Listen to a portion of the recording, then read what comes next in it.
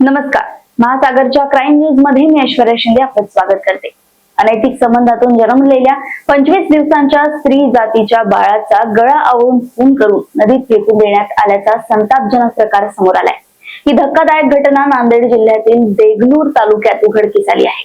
या प्रकरणी आरोपीला पोलिसांनी ताब्यात घेतले। देगलूर तालुक्यातील एका महिलेच्या पतीचे काही वर्षांपूर्वी निधन झाले होते। गावातीलच एका दुसऱ्या पुरुषासोबत तिचे सूत जुळले। या संबंधातून तिला मुलगी झाली। या मुलीच्या कारणावरून आरोपी शेषराव भुरे याच्या घरचे भांडण करत होते। त्यातून शेषराव भुरे याने मुलीचा गळा आवळून खून केला।